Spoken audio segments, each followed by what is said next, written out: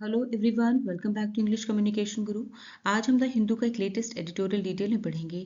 इस आर्टिकल से डेफिनेटली आपकी इंग्लिश इंप्रूव होगी और एग्जाम पॉइंट ऑफ व्यू से भी हेल्पफुल है। तो आज के वीडियो में बहुत ही advance vocabulary, idioms, phrases, phrasal verbs, parts of speech और ऑलमोस्ट सभी इंपॉर्टेंट ग्रामर पॉइंट्स कवर किए गए हैं। एडिटोरियल को अच्छे से समझने के लिए वीडियो को एंड तक जरूर देखिए, क्योंकि वीडियो के एंड में एग्जाम प्रैक्टिस के लिए एक्सरसाइज विद सॉल्यूशन दी गई है। तो आइए स्टार्ट करते हैं। तो आइए सबसे पहले समझते हैं एडिटोरियल की हेडलाइन को। Tragedy and farce on the US and Venezuela. Tragedy means त्रासदी, डिजास्टर, एंड फार्स मीन्स तमाशा, ढोंग, प्रहसन, मॉकरी। ठीक है, यानी किसी दिखावे या तमाशे को देख के जो एक हास्यास्पद लगे उसे कहते हैं फार्स। ऑलराइट, तो त्रासदी और तमाशा, ये इसका मीनिंग हुआ।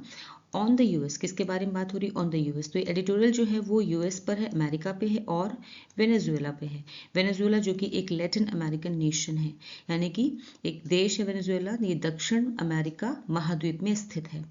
ऑलराइट, तो इसकी ट्रांसलेशन हुई त्रासदी और तमाशा, अमेरिका और वेनेजुएला पर। अमेरिका की वेनेजुएला से जुड़ी कार्यवाहियां जो हैं वो एक तरफ भारी नुकसान और दुख पैदा करती हैं और दूसरी तरफ दिखावटी और पाखंडी लगती हैं, इसलिए यहाँ पे फार्स टर्म यूज किया गया है। ठीक है, पाखंड का दिखावा कर रही है जो दूसरी तरफ दिखावटी और पाखंडी लगती हैं। ये त्रासदी है, ट्रेजेडी यूज किया गया वर्ड। ठीक है, तो ये ट्रेजेडी है क्योंकि इन कार्यवाहियों से जो है वो आम लोगों को नुकसान होता है। ऑलराइट, लेकिन ये तमाशा इसलिए लगता है क्योंकि इन्हें लोकतंत्र, कानून या नैतिकता के नाम पर सही ठहराया जाता है, जबकि खुद वही नियम तोड़े जाते हैं। ऑलराइट, इसलिए इसे तमाशा कहा जा रहा है, ढोंग कहा जा रहा है, पाखंड कहा जा रहा है। ऑलराइट, अब समझते हैं सब हेडिंग को। Trump's illegal Venezuela strikes constitute the latest act of US imperialism. Donald Trump के इलीगल मीन्स अवैध, अनलॉफुल, गैर कानूनी, वेनेजुएला स्ट्राइक्स यानी वेनेजुएला पे हमले। स्ट्राइक्स मीन्स हमले, अटैक्स। कॉन्स्टिट्यूट मीन्स बनाते हैं या हैं, कह सकते हैं। द लेटेस्ट, बनते हैं या फिर गठित करना, यहाँ पे है बन रहे हैं। द लेटेस्ट, लेटेस्ट मतलब ताज़ा, एक्ट ऑफ यानी कृत्य, कर्म, एक्ट हरकत, deed of US imperialism, America के साम्राज्यवाद, कोलोनियलिज्म। ठीक है, साम्राज्यवाद का ताज़ा उदाहरण है ये कह सकते हैं। तो जो ट्रंप के अवैध हमले हैं वेनेजुएला पर, वो अमेरिकी साम्राज्यवाद की ताज़ा हरकत है। इसका कहने का मतलब है, सरल शब्दों में इसका अर्थ है कि ट्रंप ने वेनेजुएला पर जो गैर कानूनी सैन्य कार्यवाहियां की हैं वो ये दिखाती है कि अमेरिका अब भी अपनी ताकत का इस्तेमाल करके दूसरे देशों पर दबाव डालता है या दखल देता है। ये घटना अमेरिका की साम्राज्यवादी नीति का एक नया उदाहरण मानी जा रही है। ऑलराइट, अब इसकी फुल ट्रांसलेशन देखते हैं। वेनेजुएला पे ट्रंप के अवैध हमले अमेरिकी साम्राज्यवाद की ताज़ा हरकत हैं। ऑलराइट, कॉन्स्टिट्यूट यहाँ पे वर्ब है। ठीक है, ये वर्ब है सेंटेंस की। तो आइए आर्टिकल रीड करते हैं। Tragedy has followed every act of imperialism by the US, but under President Donald Trump, the consequences have also taken on a farcical character, typical of the theater of the absurd. In 2003, the invasion of Iraq on false premises to depose a dictator and export democracy instead rendered the nation asunder, birthed outfits such as ISIS, and destabilized West Asia. Vocabulary देखते हैं। Imperialism means साम्राज्यवाद, colonialism, consequences means परिणाम, नतीजे, outcomes, take on phrasal verb है which means कोई रूप ले लेना, जिम्मेदारी लेना, अज्यूम। इस कॉन्टेक्स्ट में इसका मतलब है रूप ले लेना। फार्सिकल मीन्स हास्यास्पद, रिडिकुलस। टिपिकल विशिष्ट, कैरेक्टरिस्टिक। प्रेमिसेस मीन्स आधार, तर्क, प्रिंसिपल और कोड्स। इन्वेजन आक्रमण, अटैक। डिपोज पद से हटाना, रिमूव। रेंडर्ड मीन्स बना दिया, मेड। असंडर मीन्स पूरी तरह अलग अलग, अपार्ट, इन पीसेस। बर्थड मीन्स जन्म दिया, क्रिएटेड, यहाँ पे बर्थ वर्ब है। आउटफिट्स संगठन, ग्रुप्स। डिस्टेबलाइज्ड अस्थिर कर दिया, disrupted. Theatre of the absurd, ये एक लिटरेरी फ्रेज है, इसका मतलब निरर्थकता का रंगमंच यानी कि meaningless drama, absurd drama. Tragedy has followed every act, यहाँ पे फर्स्ट सेंटेंस देखते हैं, प्रेजेंट परफेक्ट टेंस से हैज फॉलोड। ठीक है, हैज के साथ में फॉलो की third form, present perfect tense. Tragedy has followed यानी कि त्रासदी हुई है, त्रासदी घटी है। एवरी एक्ट, फॉलो है इसका मतलब इसके बाद में। एवरी एक्ट ऑफ इंपीरियलिज्म, साम्राज्यवाद के हर एक हरकत के बाद ट्रेजिडी घटी है बाय द यूएस, अमेरिका के द्वारा, अमेरिका के हर साम्राज्यवादी कदम के साथ, ठीक है, एवरी एक्ट मतलब हर कदम के साथ त्रासदी ही घटी है, ट्रेजिडी ही घटी है। But under president Donald Trump, लेकिन राष्ट्रपति डोनाल्ड ट्रंप के शासन में, अंडर लगा इसका मतलब उनके शासन में, द कॉन्सिक्वेंसेज, ये नतीजे, ये परिणाम, हैव ऑल्सो टेकन, उन्होंने रूप ले लिया, यहाँ भी प्रेजेंट परफेक्ट टेंस है, हैव के साथ में टेक की थर्ड फॉर्म, वर्ब की थर्ड फॉर्म। ध्यान दीजिएगा यहाँ पे जो ब्लू से है वो सब्जेक्ट है सेंटेंस का, जो रेड से है वो मेन वर्ब है, ठीक है। तो यहाँ पे मेन वर्ब जो है वो प्रेजेंट परफेक्ट टेंस में है। लेकिन परिणामों ने, डोनाल्ड ट्रंप के शासन में इन परिणामों ने रूप ले लिया है ऑन अ फार्सिकल कैरेक्टर, यानी कि एक हास्यास्पद कैरेक्टर का रूप ले लिया, एक हास्यास्पद चरित्र, हास्यास्पद यानी जिस पे हंसी आ जाए ऐसे चरित्र का रूप ले लिया है। Typical of the theatre of the absurd, typical of the theatre of the absurd, जो कि टिपिकल है यानी कि जैसा ही लगता है, of the theatre of the absurd, theatre of the absurd की तरह लगता है।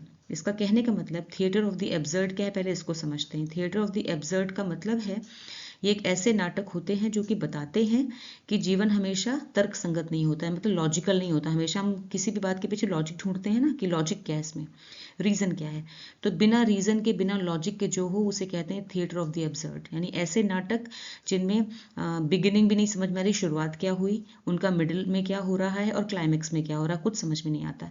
डायलॉग्स भी ऐसे नाटक एकदम कंफ्यूजिंग होते हैं, कंफ्यूज करने वाले होते हैं, बेकार लगते हैं।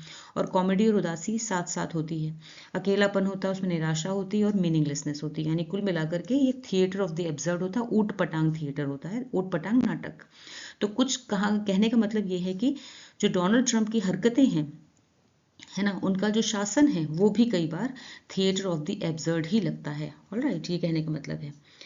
इन 2003 में the invasion of Iraq, Iraq पर हमला, 2003 में इराक पर किया गया हमला, इन्वेजन मतलब आक्रमण, हमला, ठीक है, इराक पे किया गया हमला ऑन फॉल्स प्रेमिसेस, झूठे आधारों पर, झूठे तर्कों पर, टू डिपोज डिक्टेटर, एक डिक्टेटर को हटाने के लिए, एक तानाशाह को हटाने के लिए, एंड एक्सपोर्ट डेमोक्रेसी, और डेमोक्रेसी को यानी कि डेमोक्रेसी को लाने के लिए, ठीक है, डेमोक्रेसी को निर्यात करने के झूठे कारणों पर, लोकतंत्र को, डेमोक्रेसी मीन्स लोकतंत्र को, एक्सपोर्ट मीन्स निर्यात करना, ठीक है, और लोकतंत्र को निर्यात करने के झूठे कारणों पर, इंस्टेड रेंडर्ड, रेंडर्ड मतलब बना दिया, यहाँ पे सिंपल पास्ट टेंस है, बना दिया, द नेशन, राष्ट्र को, देश को बना दिया, असंडर मीन्स पूरी तरह अलग अलग बना दिया, यानी तोड़ कर रख दिया, ऑलराइट, पूरी तरह तोड़ के रख दिया, बर्बाद कर दिया, बर्थड और जन्म दिया, जन्म दिया, ये भी सिंपल पास्ट टेंस है, सेकंड फॉर्म में, आउटफिट्स, संगठन, आउटफिट्स का मतलब संगठन, और ऐसे संगठनों को जन्म दिया, अमेरिका की इस हरकत ने ऐसे संगठनों को जन्म दिया, इराक पे जो उसने हमला किया उसकी वजह से जो राष्ट्र था वो पूरी तरह से टूट गया, और ऐसे आउटफिट्स का जन्म हुआ, ऐसे संगठनों का जन्म हुआ जैसे कि सच एज आइसिस, आइसिस जैसे संगठनों का जन्म हुआ, एंड डिस्टेबलाइज्ड वेस्ट एशिया, और डिस्टेबलाइज हो गया, पूरी तरह से अस्थिर हो गया, वहाँ की स्थिरता पूरी तरह से चली गई, वेस्ट एशिया की, पश्चिमी एशिया की को पूरी तरह से अस्थिर कर दिया अमेरिका की इस हरकत ने, ठीक है। तो यहाँ भी सिंपल पास्ट टेंस है, डिस्टेबलाइज्ड। अब इसकी फुल ट्रांसलेशन देखते हैं। अमेरिका के हर साम्राज्यवादी कदम के बाद त्रासदी यानी ट्रेजिडी ही घटी है, लेकिन राष्ट्रपति डोनाल्ड ट्रंप के शासन में इसके परिणामों में एक हास्यास्पद रूप भी दिखने लगा, जो थिएटर ऑफ द एब्सर्ड जैसा लगता है।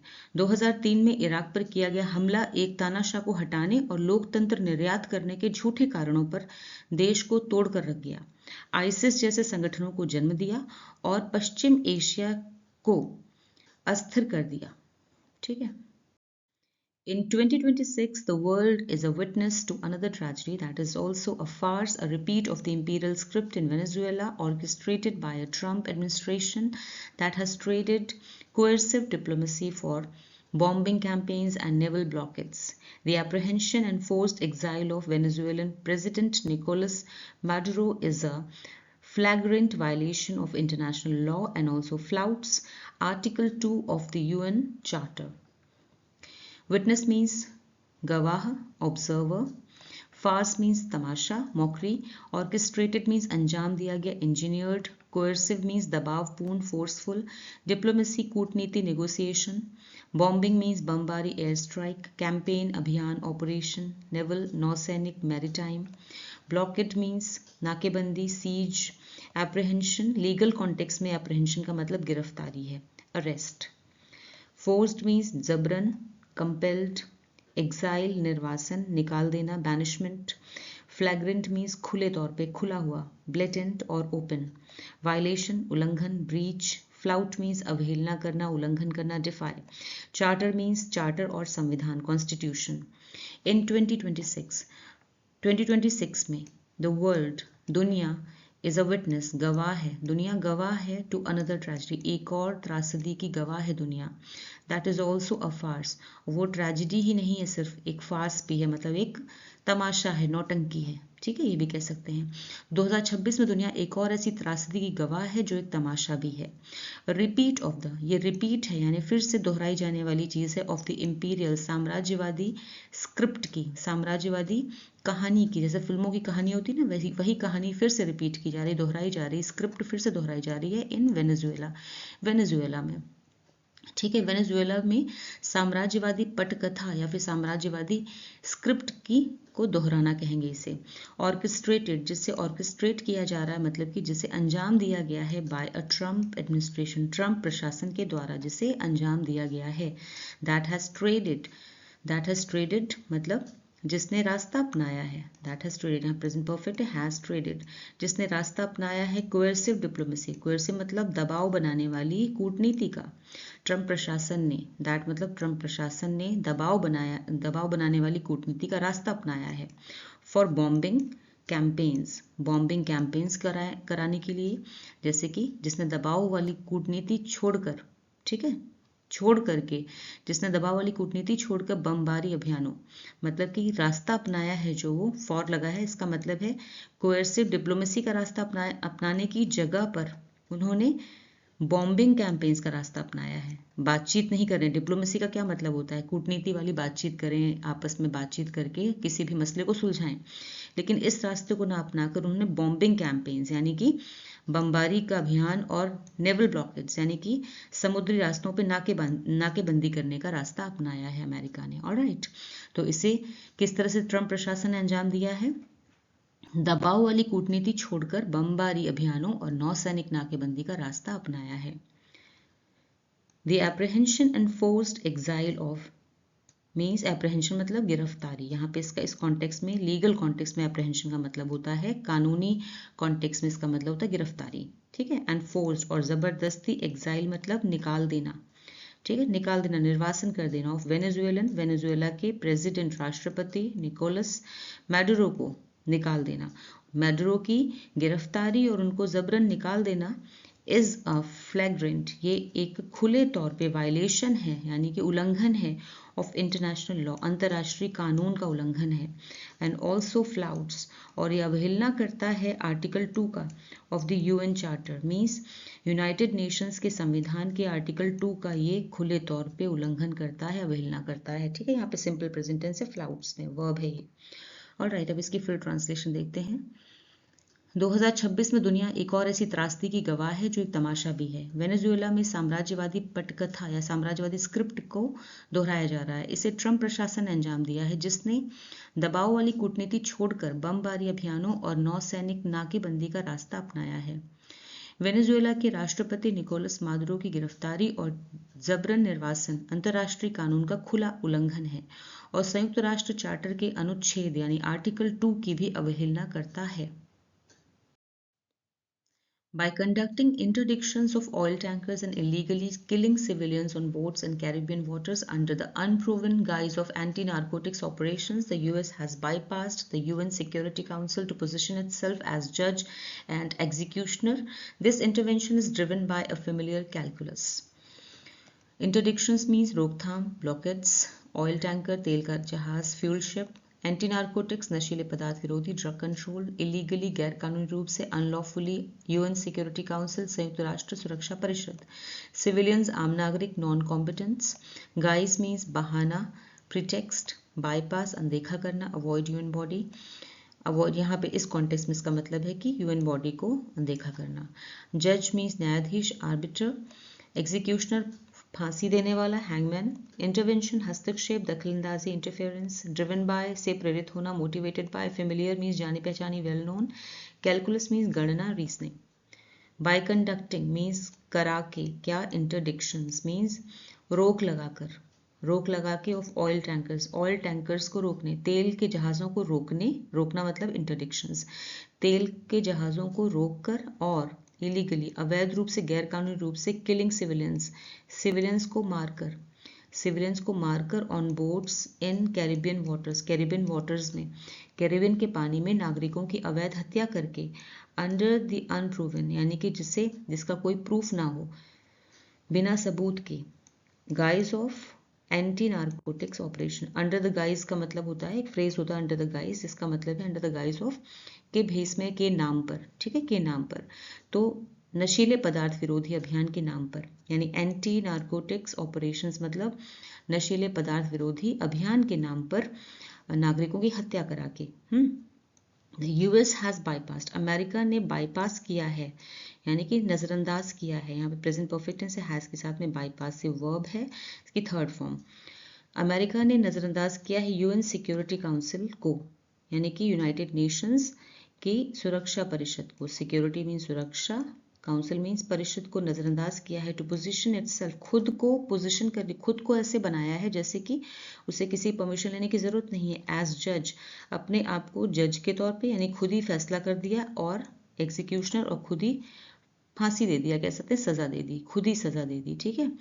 तो संयुक्त राष्ट्र सुरक्षा परिषद की अनुमति, उसकी परमिशन लिए बिना खुद को जज और फांसी देने वाला साबित किया, यानी सजा देने वाला, एग्जीक्यूशनर मतलब है सजा देने वाला, साबित किया। दिस इंटरवेंशन, ये जो हस्तक्षेप है, is driven by, this intervention is driven by मतलब ये हस्तक्षेप जो है प्रेरित है, बाय अ फेमिलियर कैलकुलस मतलब एक जानी पहचानी गणना से प्रेरित है। मीन्स ये कदम कोई नया नहीं है, ये कदम वही पुरानी सोच और फायदे नुकसान के हिसाब पर आधारित है। अब इसकी फुल ट्रांसलेशन देखते हैं। तेल के जहाज़ों को रोकने यानी इंटरडिक्शंस और कैरिबियन के पानी में नागरिकों की अवैध हत्या करके, जिन्हें नशीले पदार्थ विरोधी अभियान के नाम पर किया गया, अमेरिका ने बिना संयुक्त राष्ट्र सुरक्षा परिषद की परमिशन लिए खुद को जज और एग्जीक्यूशनर यानी कि सजा देने वाला साबित किया। ये हस्तक्षेप एक जानी पहचानी राजनीति रणनीतिक गणना से प्रेरित है, मतलब कुछ नया नहीं है, ये कदम वही पुरानी सोच है, पुरानी और फायदे नुकसान के हिसाब पर आधारित है, ठीक है। In any case, the US's claims of victory could be Pyrrhic. By forcibly installing a new order, the US is not liberating the people but validating their fears of colonial looting. The hypocrisy is stark. Claims, दावे, assertions. Pyrrhic means बहुत महंगी, हानिकारक, खोखली, costly. In any case, किसी भी हालत में, phrase है anyway. Forcibly means जबरदस्ती, forcefully. Installing स्थापित करना, थोपना, establishing. Order व्यवस्था, सिस्टम। लिबरेटिंग मीन्स मुक्त करना, आज़ाद करना, फ्रीइंग। वैलिडेटिंग सही ठहराना, कन्फर्मिंग। फियर्स डर, एंग्जाइटीज। कॉलोनियल मीन्स उपनिवेशवादी, इंपीरियल। लूटिंग लूट, प्लंडर। हिपोक्रेसी पाखंड, डबल स्टैंडर्ड्स। स्टार्क मीन्स साफ, स्पष्ट, ऑब्वियस। इन एनी केस किसी भी हालत में, anyway. In any case the USS claims, किसी भी हालत में, किसी भी हालत में अमेरिका द्वारा या फिर अमेरिका के जो दावे हैं, क्लेम्स मतलब दावे हैं ऑफ विक्ट्री, जीत के जो दावे हैं, कुड बी पिरिक मीन्स बहुत महंगे साबित हो सकते हैं, खोखले साबित हो सकते हैं, यानी ऐसी जीत जो कि जिसमें बहुत ज़्यादा नुकसान हो, ठीक है, ऐसी जीत जो कि अपने साथ नुकसान लेकर आई है। तो किसी भी हाल में अमेरिका द्वारा जीत के किए गए दावे जो हैं वो अल्टीमेटली बहुत ही नुकसानदेह, खोखले साबित हो सकते हैं। ऑलराइट, पिरिक मीन्स खोखले या फिर नुकसानदेह। बाय फोर्सिबली इंस्टॉलिंग मतलब बलपूर्वक या जबरदस्ती इंस्टॉल करके, यानी स्थापित करके या थोप करके, इस कॉन्टेक्स्ट में कह सकते थोप कर, अ न्यू ऑर्डर एक नई व्यवस्था को, यानी किसी दूसरे देश में जबरदस्ती एक नया शासन थोप कर, ठीक है।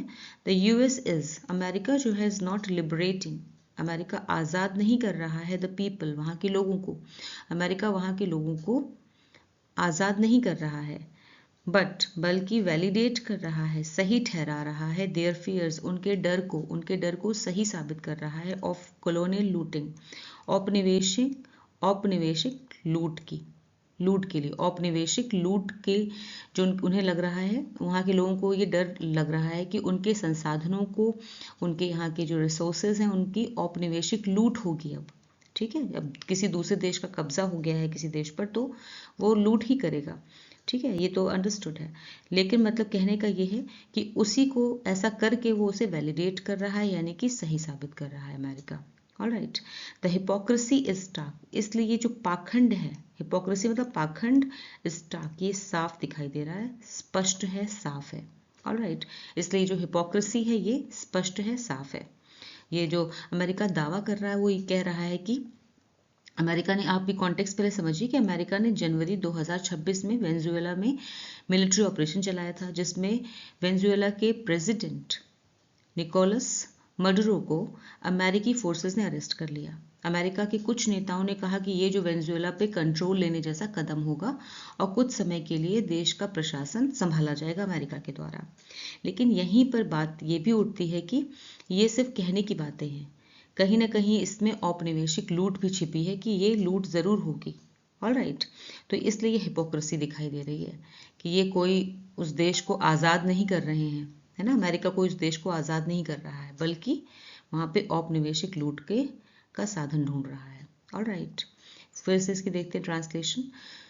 किसी भी हाल में अमेरिका द्वारा जीत के लिए किए गए दावे आखिरकार नुकसानदेह या फिर खोखले साबित हो सकते हैं। जबरदस्ती एक नया शासन, एक नई व्यवस्था थोपकर अमेरिका लोगों को आज़ाद नहीं कर रहा, बल्कि उनके इस डर को सही साबित कर रहा है कि उनके संसाधनों की औपनिवेशिक लूट होगी, और ये पाखंड साफ दिखाई देता है। Yet, by withdrawing from climate accords and escalating tariff wars, the US has signaled a contempt for international norms that surpasses other egregious acts.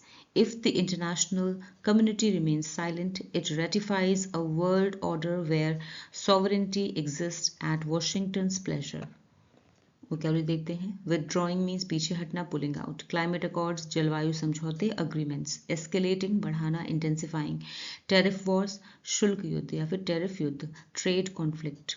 Signalled संकेत दिया, इंडिकेटेड। कंटेम्प्ट मीन्स तिरस्कार, अवमानना, डिसरिस्पेक्ट। इंटरनेशनल नॉर्म्स अंतर्राष्ट्रीय मानदंड। Surpasses आगे निकलना, exceeds. Egregious means बहुत गंभीर, शॉकिंग। इंटरनेशनल कम्युनिटी अंतर्राष्ट्रीय समुदाय, ग्लोबल कम्युनिटी। रेटिफाइज मीन्स मान्यता देता है, अप्रूव्स। वर्ल्ड ऑर्डर विश्व व्यवस्था, ग्लोबल सिस्टम। सॉवरेनिटी मीन्स संप्रभुता, आज़ादी, इंडिपेंडेंस। प्लेजर इच्छा, विल। येट फिर भी बाय विदड्रॉइंग पीछे हटकर। फ्रॉम क्लाइमेट अकॉर्ड्स यानी कि जलवायु समझौतों से पीछे हटकर। एंड और एस्केलेटिंग यानी बढ़ाकर। टैरिफ वॉर्स को बढ़ाकर, टैरिफ युद्धों को बढ़ाकर। फिर भी जलवायु समझौतों से पीछे हटकर और टैरिफ युद्धों को बढ़ाकर। जैसे कि अमेरिका ने कई देशों पर टैरिफ बढ़ा दिया है, तो वो सब अपनी मनमर्जी कर रहा है, ठीक, मनमानी कर रहा है।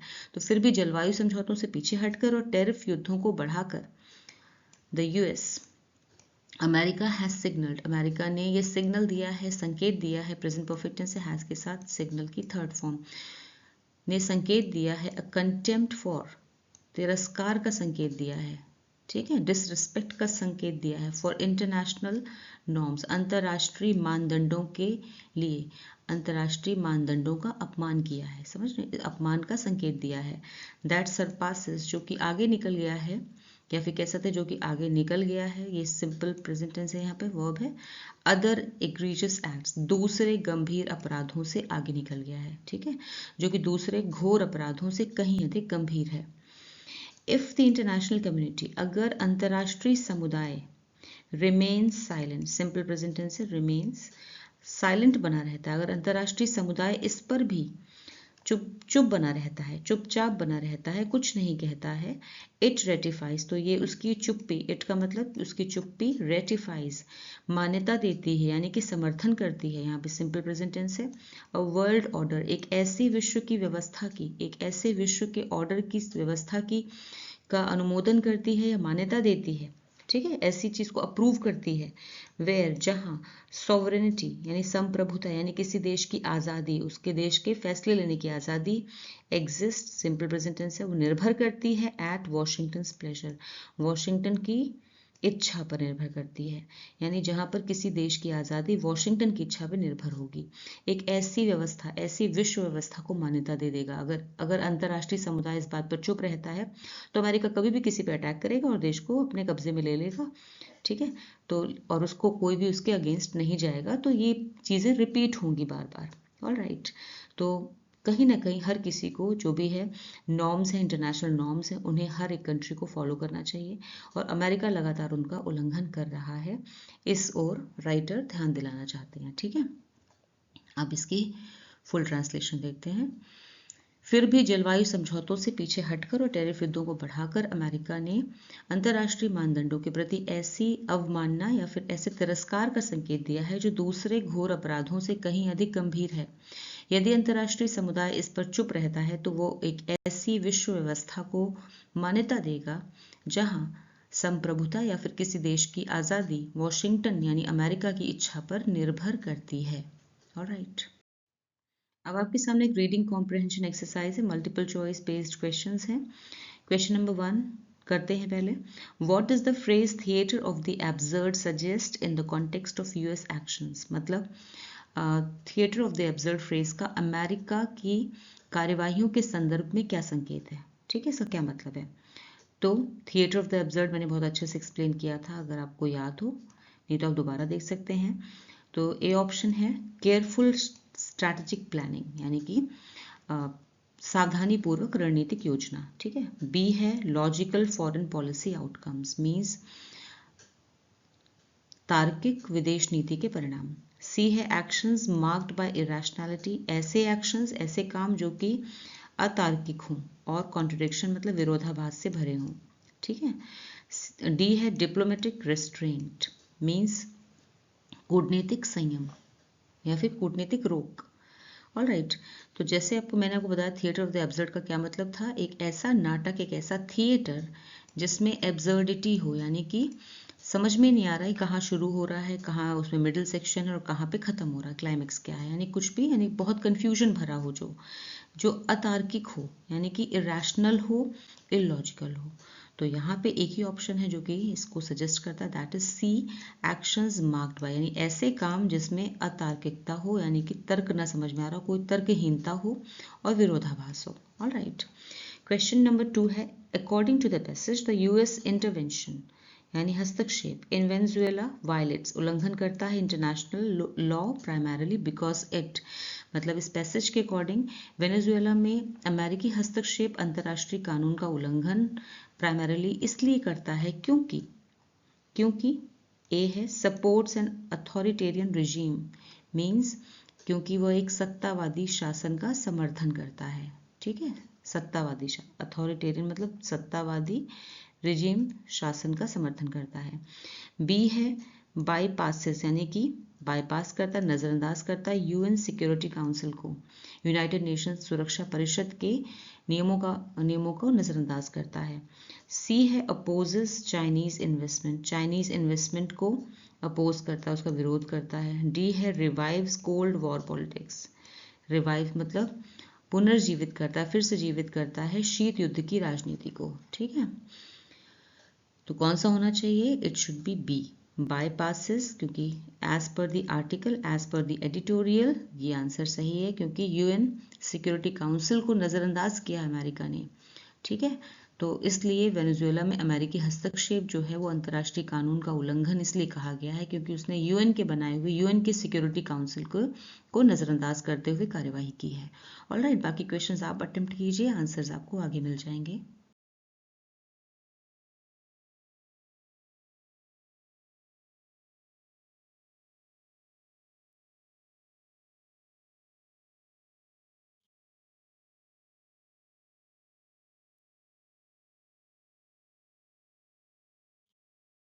तो कैसा लगा आपको आज का वीडियो, मुझे कमेंट सेक्शन में ज़रूर बताएं।